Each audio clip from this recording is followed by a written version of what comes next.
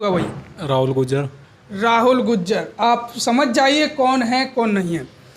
अब ये बताइए जैसे चुनाव आ रहे हैं। नमस्कार दोस्तों, मैं निरंजन सिंह, आप देख रहे हैं आपके अपने यूट्यूब चैनल बहुजन साथी को।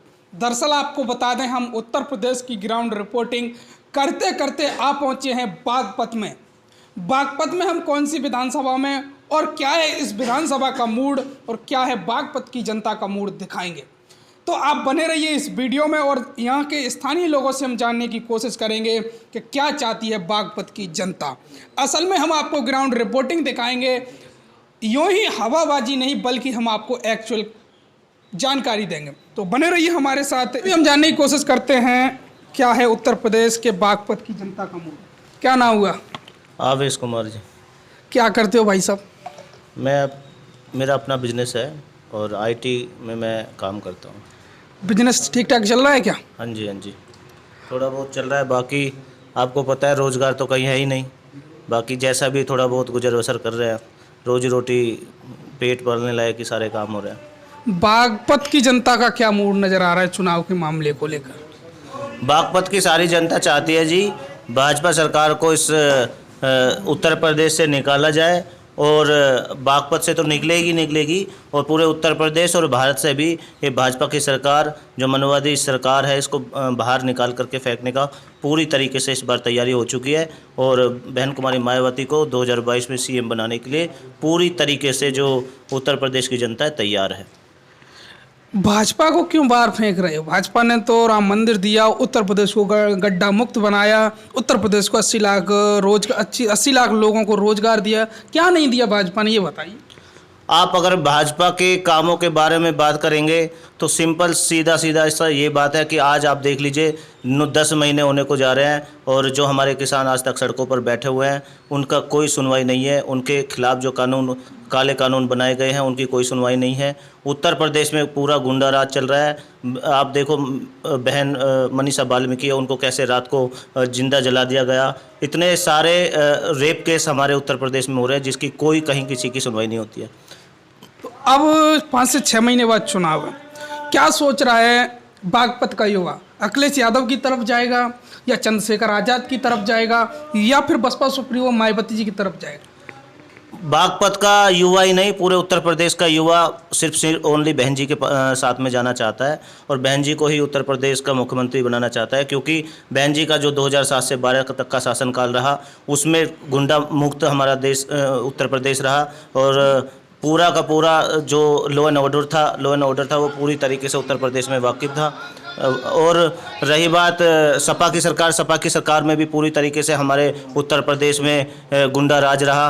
और रही बात चंद्रशेखर आज़ाद रावण की, वो तो हमारे समाज को तोड़ने का काम कर रहे हैं। वो बीजेपी से ओरिएंटेड पर्सन है और फंडेड आदमी है। उनको लॉन्च किया गया उत्तर प्रदेश में जिससे कि बहन जी की जो वोट बैंक है उसको काटा जा सके। अदरवाइज यहाँ पर चंद्रशेखर आज़ाद का कोई भी वोट बैंक नहीं है, वो बस हल्ला मच रहा है और कुछ भी नहीं है। आप देखिए जब भी कोई कहीं भी प्रोटेस्ट होता है तो वहाँ पर चंद्रशेखर को 2 मिनट में बाहर निकाल दिया जाता है, लेकिन उसके साथ में जो हमारे भटके हुए युवा लगे हुए हैं वो कम से कम भी 500 से 1000 लोगों के साथ में केस चलता है और वो कोर्ट कचहरी के चक्कर काटते रहते हैं और उनके पैसा, एनर्जी और टाइम सब वेस्ट होता रहता है।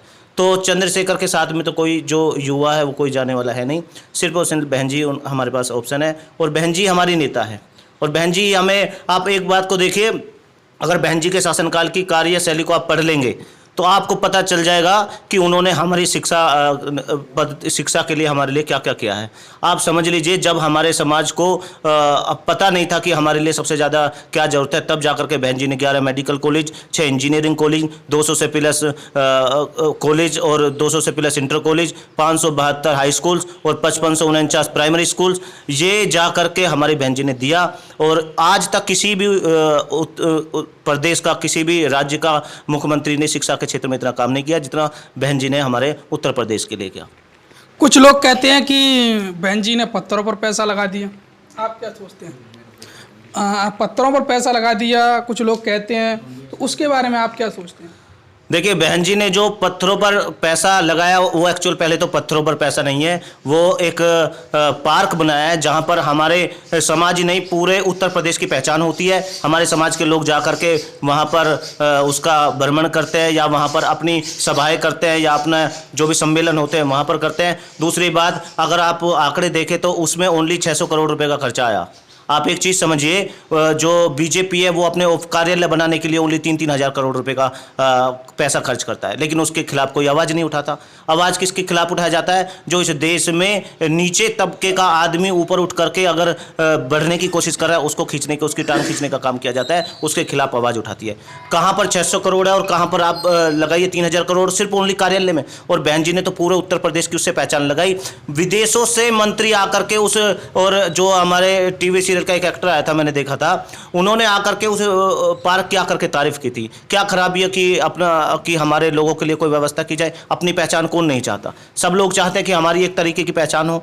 और क्या खराब, अब कहे कि कोई भी एक व्यवस्था बना दी जाए, अगर पार्क में कोई पैसा खर्च किया जा रहा है, एक टूरिस्ट प्लेस बनाया जा रहा है, तो उसके लिए बोले कि उन्होंने पत्थरों में पैसा लगा दिया। लेकिन अपनी गिरबान में कोई नहीं जागता, और जो सत्ताधारी है उससे कोई सवाल नहीं करता, लेकिन उन लोगों से सवाल किया जाता है जो इस देश में कमज़ोर होते हैं, जो नीचे से उठ करके ऊपर जाना चाहता है, उसके खिलाफ आवाज़ उठाई जाती है। आपका कहने का मतलब ये है कि जो लोग संघर्ष करते हैं उन्हीं के खिलाफ, और वो नीचे से ऊपर उठ के गए उनके खिलाफ जो मनुवादी लोग हैं वो आवाज़ उठाने का काम करते हैं। आगे भी हम चलने की कोशिश करते हैं और आपको बताएंगे बागपत की जनता और बागपत की युवाओं का क्या मूड है।